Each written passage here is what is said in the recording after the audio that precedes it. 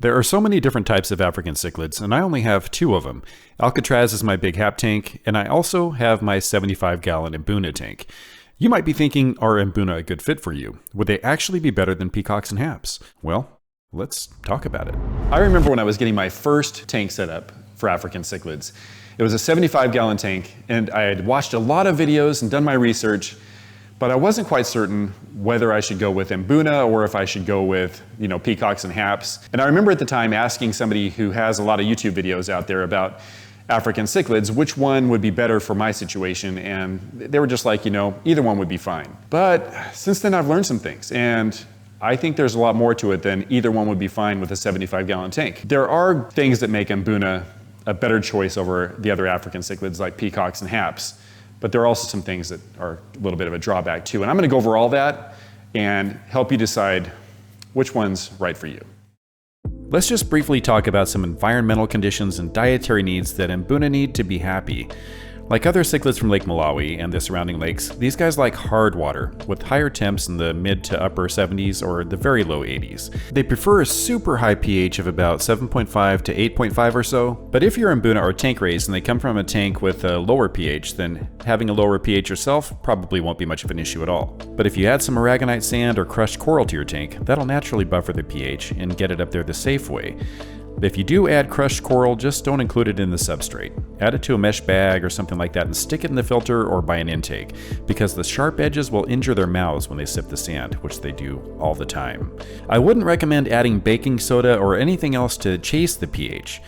Chasing the pH is where you're constantly monitoring it and adding chemicals or compounds to your water just to get the pH up. That can cause spikes and dips in the pH, which fish don't appreciate much. Fluctuations in your pH are actually tougher on the fish than a consistent pH. That isn't ideal. These guys like to eat a lot of vegetation. They're almost vegetarians, so don't feed them a lot of high protein foods like you do with your other African cichlids. Give them more of a veggie-based pellet and they'll be really happy. Feed them too much protein and they can get bloat, and that can cause some serious issues with life expectancy. When I first started out, I mentioned that it was a 75-gallon tank I began with, and I know you might be starting with a 75-gallon tank or a 55-gallon tank because maybe you just don't have enough room for a bigger tank, or you don't want to invest that much time and money into a bigger tank. So what would be better for a tank that size? PEACOCKS and HAPS or Mbuna? If you've watched my videos in the past, then you know that PEACOCKS and HAPS love to swim. The inmates of Alcatraz like nothing more than cruising left to right all day long at high octane speeds, and they get really irritated if they reach the other side of the tank too soon. These lucky guys get 8 feet in length to swim end to end. But you know what? That still isn't really that much room when their brothers and sisters in Lake Malawi have endless room to roam. But you know what's worse than 8 feet? Well, anything less, of course. I think a 6-foot tank is still pretty decent for most P's and HAPS under 10 inches or so at maturity. But, and here's where Mbuna come in, but 4-foot tanks for P's and HAPS? I'm shaking my head in disapproval right now. You might be doing this and you can leave hate mail in the comments, but it's not enough room in my opinion. By the time they kick on the afterburners, they've already reached the other side and have to turn back around. Too small. So for me, that's a no-go. Mbuna, however, have different habits and lifestyles than PEACOCKS and HAPS. They typically aren't swimming around left to right all day long. They stake out and claim territories. They like a good dark cave to call their own and hang out there for a while. They do come out of their homes, but I don't really see them cruising at the high octane speeds that would match those crazy P's and HAPS. So you just really need enough room to build them some cave structures, lots of them, and for them to have room to swim around a bit. You could easily get by with a 75-gallon tank like I have mine in. You could even go with a 55-gallon for most Mbuna. I've heard people say that you really want to overstock an Mbuna tank to keep aggression down, and we'll talk about Mbuna aggression in a little bit.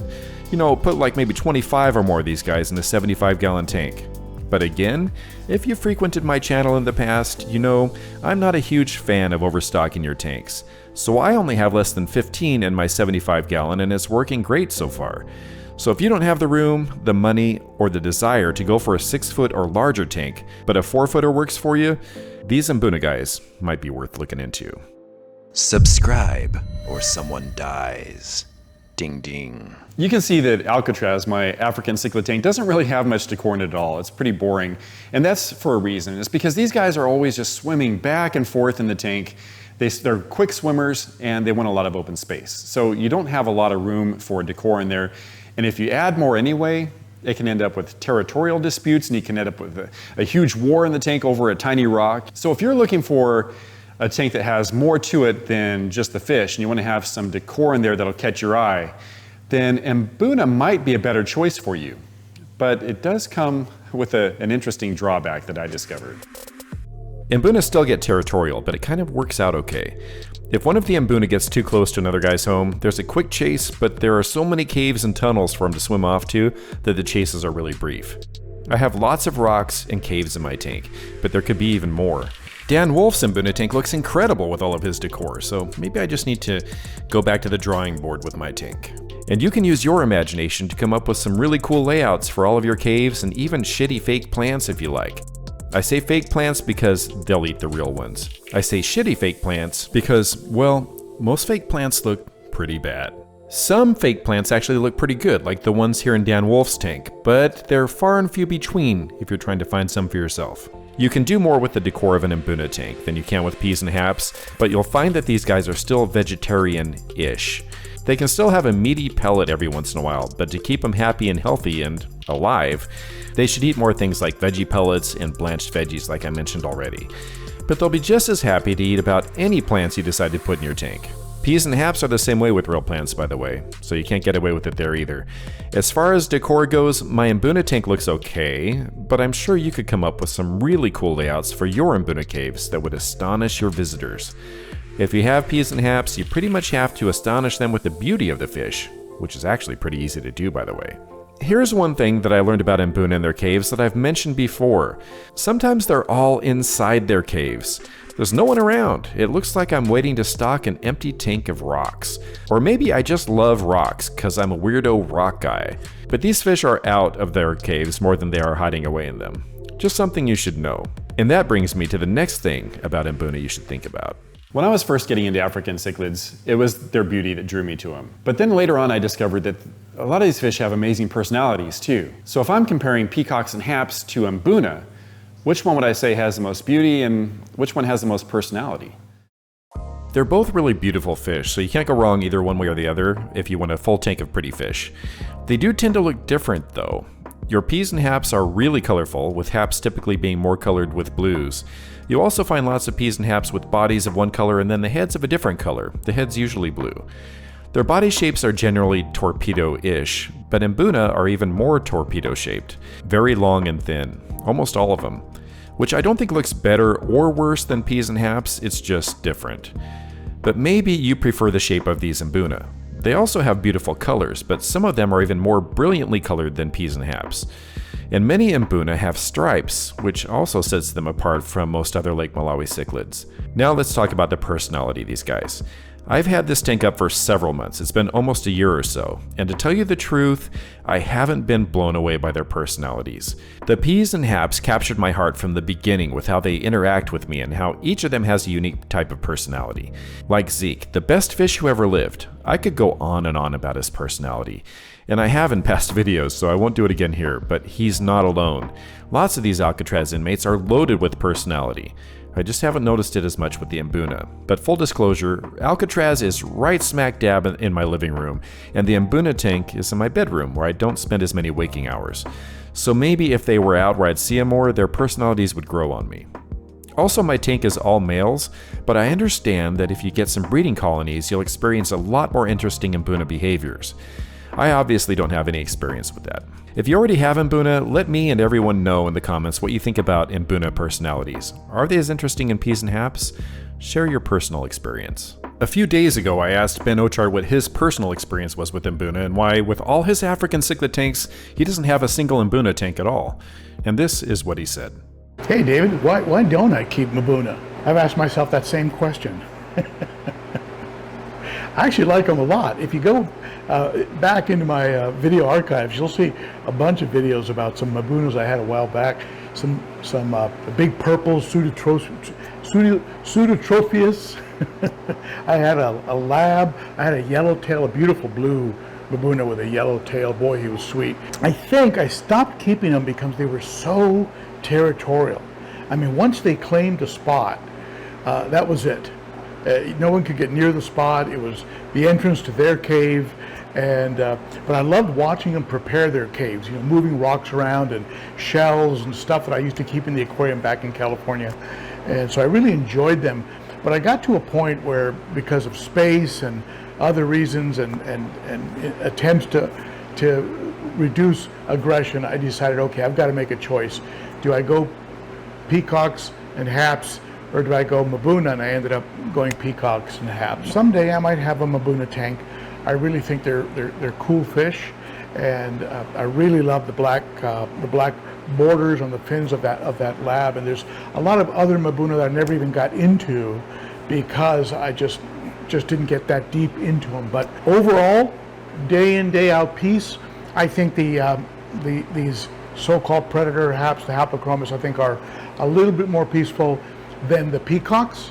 I found the PEACOCKS can be relentless about killing tank mates. And then probably the most, and this is of course based on an anecdotal, limited amount of experience, I would say the Mbuna can be the most territorial and deliver quite a blow with that, you know, that heavy torpedo body that they have. That's my story, and so there you have it. Thanks for having me, David. Always a pleasure. See you again soon. Bye-bye. Thank you, Ben. And he's right, there are some drawbacks with Mbuna that are worth mentioning for sure. One is that they tend to move more sand than peas and HAPS, so if you don't like having huge mounds of sand in some places and then bare bottom tank in others, then you might be disappointed with your Mbuna tank. These guys are hardcore sand movers, and they won't stop. They're relentless. And just as Ben told us, they are also known to be a lot more aggressive than peas and HAPS. That's just their reputation. I specifically chose some of the Mbuna to be typically on the less aggressive side, which I think has helped so far. I say typically because, as with almost all cichlids, you just never know what you're going to get. You can get one that's supposed to be peaceful and he can be a terrorist, and then you can get one that's supposed to be a terrorist and he can be a nice guy. You just don't know until you get your specific fish. They don't follow any rules. But the more aggressive Mbuna tend to be more aggressive than the most aggressive peas and HAPS. Like I said earlier, I think it helps that they have their own little caves to disappear into. From my own personal experience so far, I'd say the PEACOCKS I used to have were more aggressive than the Mbuna inmates I currently have. Because of that aggression, I don't keep any other types of fish with my African cichlids. No other tank mates at all.